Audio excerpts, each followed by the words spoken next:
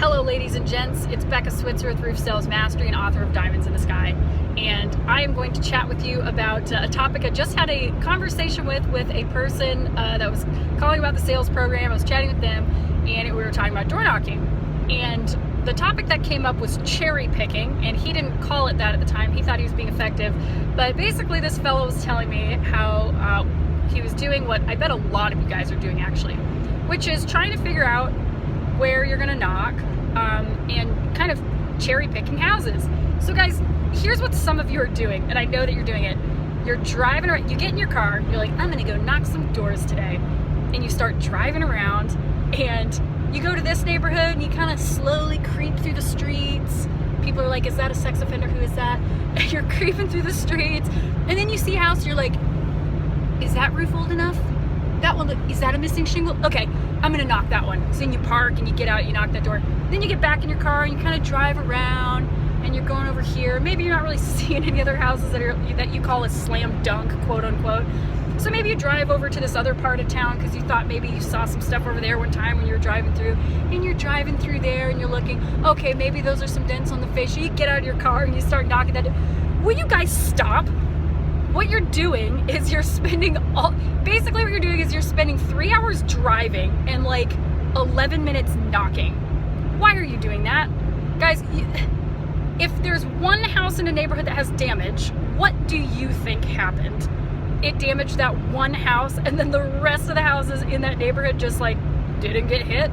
That's like what customers believe, right? Oh, we didn't have any damage even though my neighbor right next door did, right?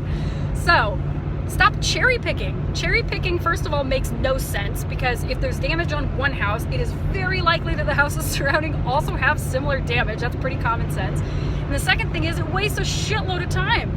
You're doing so much driving, you feel like you're being productive, but you're not, okay? And then the third problem is this.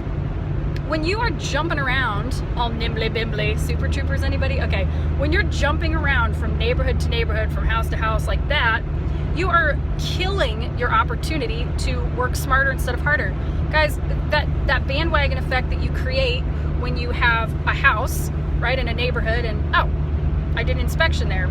People saw me on the roof, there's damage, and I put a sign in the yard. Oh, now I can go to the next house and do the same thing. Oh, this neighbor knows me now. Now I know two neighbors in the neighborhood, and there's two signs on the street. And then you go to the next one. And then before you know it, you are spreading like wildfire in that neighborhood. That's how you take over a neighborhood.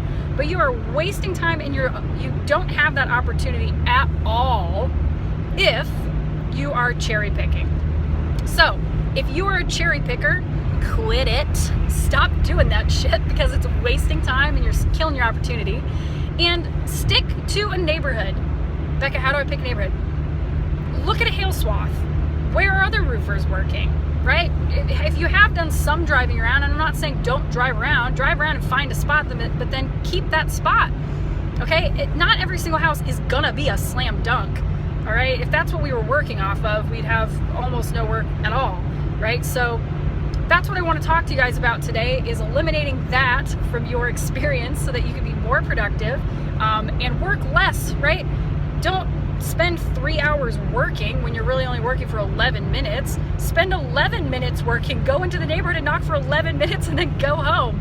At least you're knocking in the same spot.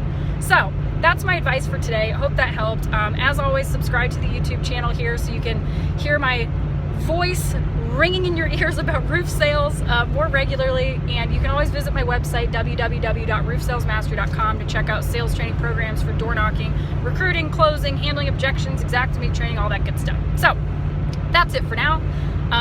You guys are so great. I hope you're having a wonderful day, and I will catch you later.